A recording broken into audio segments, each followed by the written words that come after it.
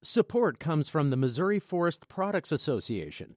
Missouri produces wood pallets, railroad ties, white oak barrels, hardwood floors, and more. Details on the variety of products made in the state are at choosewood.com. We hope you enjoy listening to this podcast of St. Louis on the Air, brought to you by University College at Washington University. With undergraduate and graduate programs, part-time, evening, and online. University College at Washington University, offering world-class education within reach. Welcome to St. Louis on the Air. I'm Don Marsh. Generosity can be measured in many ways, but how can you measure the generosity of a living donor donating an organ to someone else when that someone else is a complete stranger? That's just part of the organ donor story that we're discussing today. Joining me in studio are Dr. Krista Lentine as a nephrologist and director of living donation at SSM Health, St. Louis University Hospital. Cody Woolley is the transplant coordinator at that same institution, and Jane Beckman donated her kidney to a complete stranger. Thank you all so much for being with us. Great to have you. Thanks for having us. Cody, let me just start with you. What sort of a need is there in this community for organ donors? Well, there's definitely a huge need in our community for organ donors. There's a huge gap between how many people need kidneys and how many are available. And so living donors serve to bridge that gap. Are we only talking kidney donors and the need in the kidney arena? Yes. Right.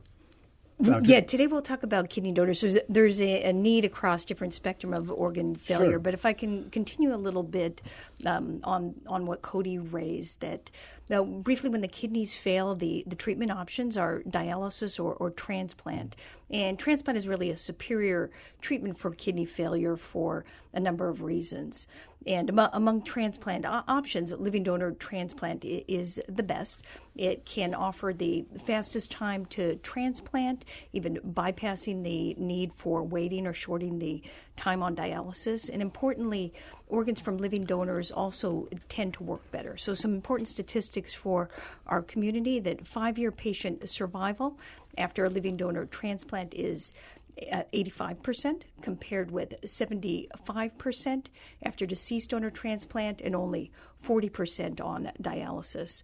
And to just make one point about the need, currently there are 100,000 persons on the waiting list for a kidney transplant. This includes 1,000 persons waiting in the St. Louis area for a deceased donor. So that speaks to the need, and clearly that there is that need. Well, let me turn now to the lady, Jane Beckman, who donated a kidney. Tell me your story, Jane. I mean, what motivated you to decide to do this for a complete stranger? Well, I read an article in the newspaper about a guy who needed a kidney. He walked around Disney World. This was in late January. I read the article with a T-shirt that said, "I need a kidney." And another guy saw the T-shirt, and he said, "Hey, maybe I can do that." And he called, and through a long series that I know they had to go through, he donated, and they did a story on it. I thought, you know what? Maybe I can do that. I'm in a great place in my life where I'm old enough that I felt the odds of me needing the other kidney probably low. I'm young enough that I thought there probably still a few good miles left on the old girl, and somebody would need it more than I would. I'm 58 years old. I was in good health, but the main thing is I've just been so lucky in a million different ways. Got a great husband, 31 years, fabulous job at the St. Louis Crisis Nursery, where our CEO, Diane Miller, is all about caring and giving and taking care of other people. But mostly I've been lucky in my health. It's just such the luck of the draw when it comes to health. So many health issues are just dumb luck. I didn't do anything to deserve my amazing good luck. Well, you've taken very good care of yourself. I know, but still there's a lot of things where people take care of themselves and they just have bad luck or sick kids. And I thought, if I can help somebody else catch a break, I think that's all, I've caught a lot of breaks. Maybe somebody else needs a break. So I picked up the phone. What's your relationship now with the recipient? I got to meet him a couple of times. He and his wife are both from Arkansas, so I don't get to see him a lot. I saw him 2 days after the surgery, and then again about a month later. So yeah, that's all I've met him. Doctor, what would the prognosis have been had this gentleman not received the kidney? Well, again, so talking about the survival statistics at the beginning. So dialysis is an important therapy in that it can do the work of the kidney, but it's an inferior treatment compared to transplant. So again, 5-year survival on dialysis is only 40%. And where was he in this process in terms of time? That actually, I don't know how long he was on the waiting list. He had been doing dialysis for 2 years, I believe. I think 2 or 3 years. And the thing that touched me is his father passed away from kidney disease. So when he started on dialysis, he and his wife, they knew how that story ends. It was such a hardship on their family because they have to travel to many different centers in their area and ended up here in St. Louis. Another part of the story, if I have it correctly, is the fact that this gentleman's wife then donated her kidney? Right. I mean, talk about a chain reaction. She wanted to donate directly to him, but was unable to because of blood type matching. Yeah. So, go ahead, Doctor. I just wanted to say that Jane's story illustrates some really important points about changes in trends in living donation and changes in the relationship between donors and their recipients. So initially, the living donor transplant occurred between blood relatives, and in fact, the first living donor transplant was between identical twins. With modern immunosuppression, being related is no longer needed, and in fact, donation from unrelated persons, spouses, and friends is the largest growing form of living donation. Jane is very unique in being what's called a non-directed donor, but there is currently about 250 of such donations per year, and it is particularly beneficial to the field of transplantation into patients in need because non-directed donors often start off kidney paired exchange, and that's exactly what she did. Cody, tell me something about the process. I mean, Jane just walks through your door and says to you, she called me on the phone. Say, I want to give you somebody my kidney. She was very healthy. We did an initial health screen, and she passed through that process, and then we talked to her about coming to our center to do a 24-hour urine collection, do some initial blood work, and we just checked to make sure that she's medically healthy, psychologically.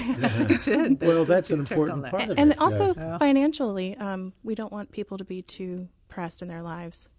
Yeah. Is this something, Jane, that you had to pay for? Not at all.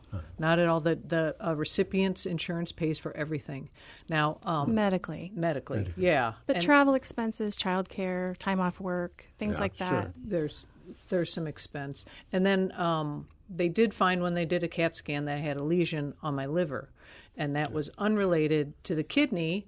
And so I had to have the MRI and just to make sure. And I mean, I think what a blessing. What if it had been something? That still would have been a blessing if it had been something bad, but it turned out to be nothing. Good. What talking about the psychology and the psychological impact of this, can you give me some sense of what you were going through in that regard? You know, it's like a lot of things. If you focus on the side effects or possible repercussions, you would never take an aspirin, right? If you listen to the end of those commercials, it goes on and on. So I chose to focus on the fact that I was working with an amazing crew. I mean, the fact that I called St. Louis U and talked to Cody first thing, I didn't know what I was going in. I thought they would say, sure, come down on Tuesday and we'll do it. I had no idea that 4 months of tests would go by, and it worked very closely with Cody, Dr. Varma, my surgeon, Dr. Lentine. They were all so amazing, and that, again, was just good luck for me. I mean, what if I'd called somewhere else? But everything was super good luck. They were amazing. Doctor, what are the risks of this kind of surgery to both the donor and the recipient? Sure. I think let's focus first on the living donors. So donors do undergo a surgical procedure, so donation can never be risk-free, and then also donate half of the kidney mass. So the risk related to surgery, 90-day mortality after the donation surgery is very low. It's estimated at 0.03%, so that's less than the risk of, say, having a gallbladder removed or an appendix removed. And further, that's a 90-day estimate, which includes some unrelated events like car accidents or trauma. As Jane described, living donors do undergo a very rigorous health evaluation to ensure that they're healthy enough to undergo surgery and also live a long life with one kidney. So in that evaluation process, people are carefully selected. But we can never, because of a human population, completely eliminate risks.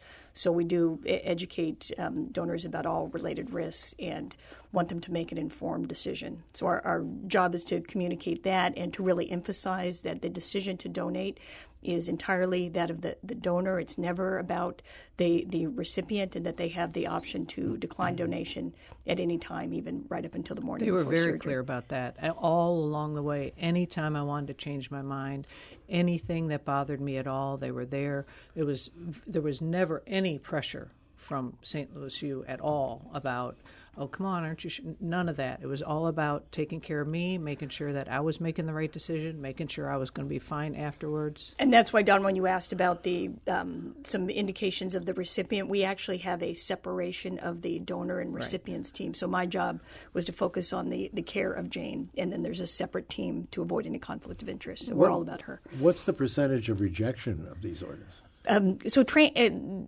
The concept of acute rejection basically means that the body's launching an immune response to a donated organ. Overall, about 10% of kidney transplants have a rejection event within the first year. Those are, for the most part, responsive to an increase in immunosuppression. The rate of rejection for living donor transplants actually is lower than deceased donor transplants, and that's because the living donation process is less immunologically stressful. So the grafts last longer, they have less of these rejection events. But the term rejection does not mean that the graft has failed.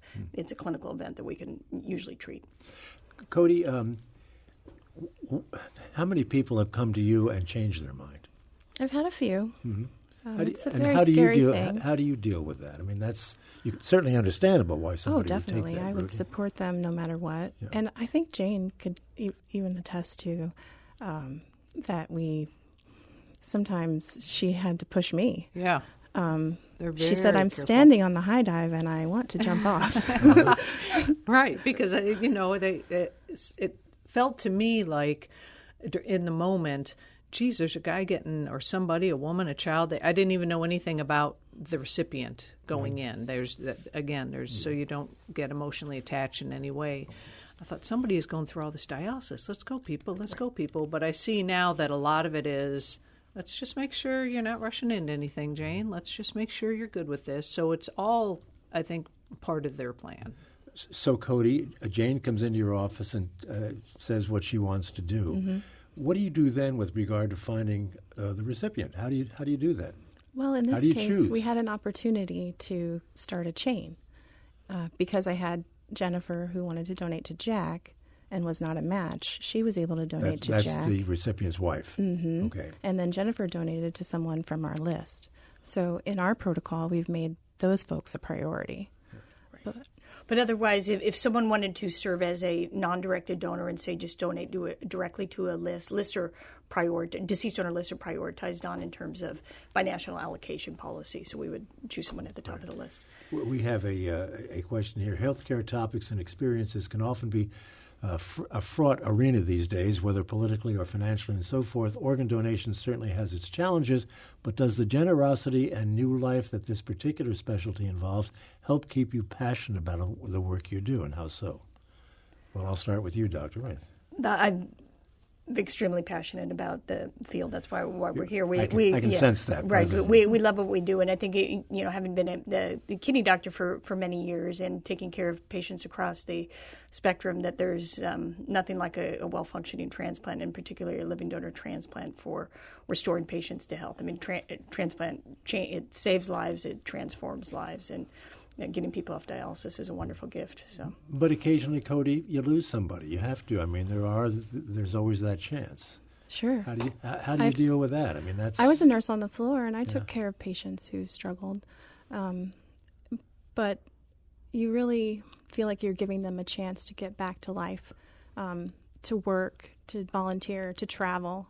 Dialysis, you're tethered to a machine 3 times a week for 4 hours at a time. You can imagine what a hardship. Yeah. Jane, how did it change your life, if at all? I was out of work for 2 weeks. I'm sort of a runner, and they told me I couldn't do that for a little bit.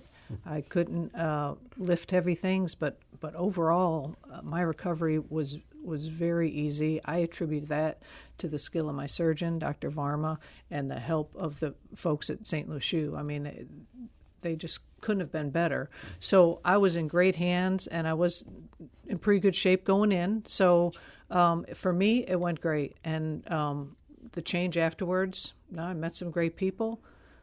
I feel like I help somebody. I'm trying to spread the word. That's what I want to do now. Is there might be somebody else sitting at the kitchen table who might be in a good place, who might think, hey, maybe I could do that. Maybe I'll make the call and see what happens. Otherwise, your life hasn't changed, I guess. No, not at all. Well, I can't take ibuprofen, right? Oh. That was my thing, right? But other than that, there's no lifestyle change as far as some people think, well, can you still have a glass of wine? Yeah, I can. I mean, it's just the ibuprofen. Let's take a call. Cynthia is joining us from Kirkwood. Cynthia, you're on the air. Go ahead.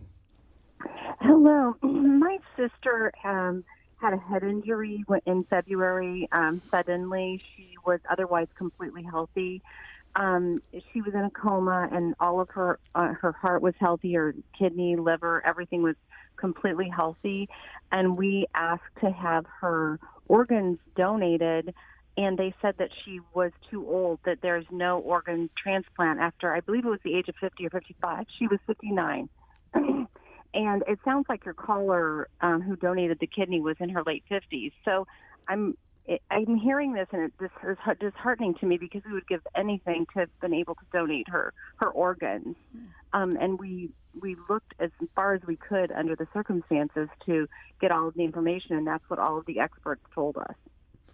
Doctor, would you like to take that? Well, there may have been extenuating factors. So one thing, again, we are talking about different types of organ donation. Jane served as a living donor, which I will say just for the audience out there, there actually is no upper age limit to living kidney donation, and main limitation tends to be related to kidney function. So kidney function tends to decline a little bit with aging, and often older people just don't have sufficient function.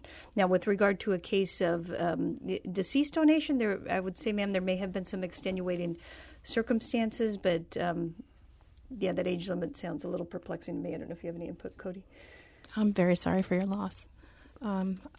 Sometimes when I'm on call, we get deceased donor offers, and we review them very carefully, and we really try to use as many as possible. Sometimes if the person has had a lot of medicine to try to keep them alive, it can do damage to the organs. Not sure in your case, but I do apologize. Cody, is there a story you can tell us that maybe best illustrates the drama of all of this? See what I'm getting at? There must be certain situations you've come across that have been different than others. Well, each one is very exciting.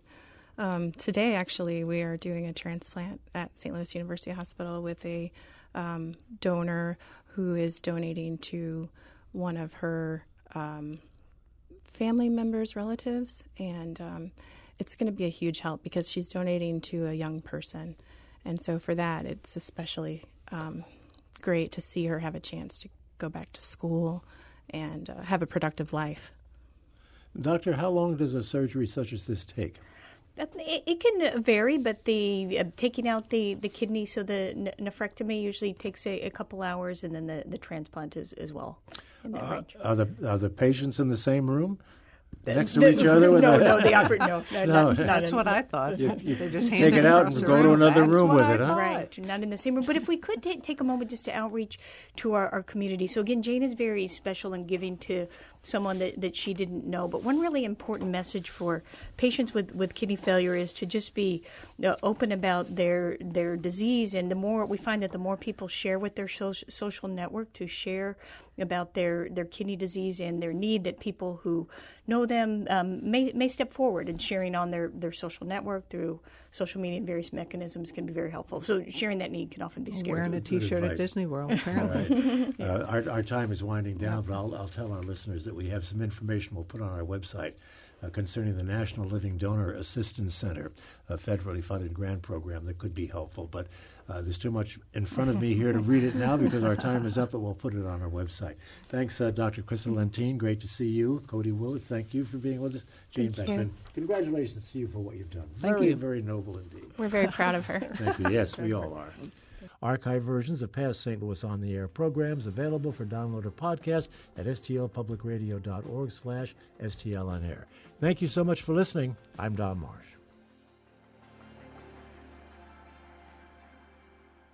Support comes from the Missouri Forest Products Association, providing more than 41,000 jobs in the production of wood pallets, railroad ties, white oak barrels, hardwood floors, and more. Details at choosewood.com.